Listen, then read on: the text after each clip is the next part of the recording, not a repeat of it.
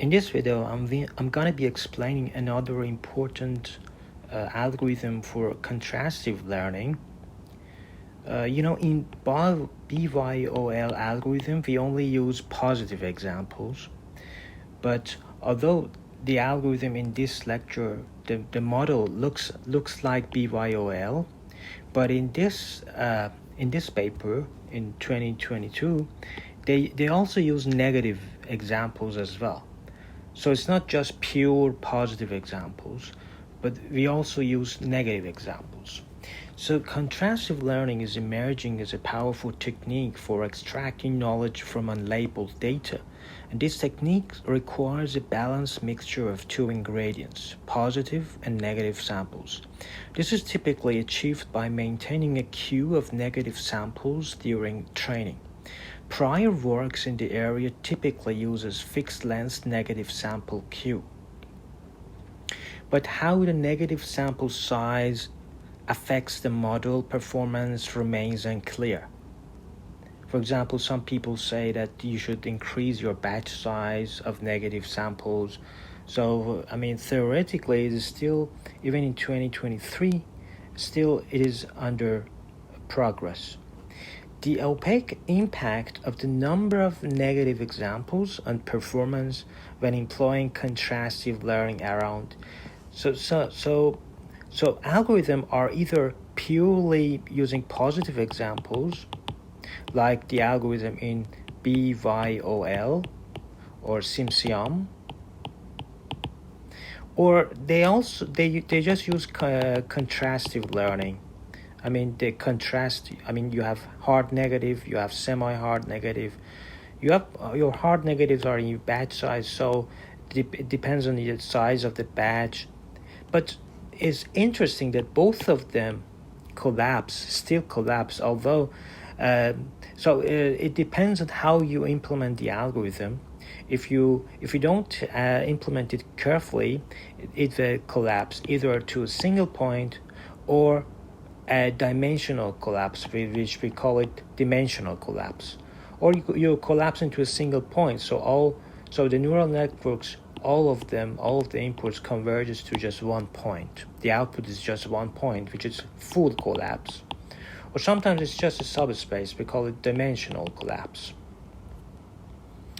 So this paper presents a momentum contrastive learning model with negative sample queue for sentence embedding, and we add prediction layer to the online branch to make the model asymmetric.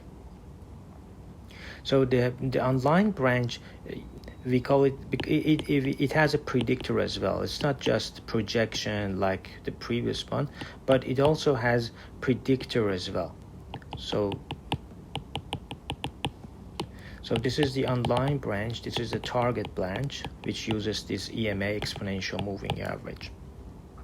So this is online branch that has a predictor layer. The other path is just having projection until here. But in this article, they just use this queue of negative samples. So it's a combination of different ideas for contrastive learning.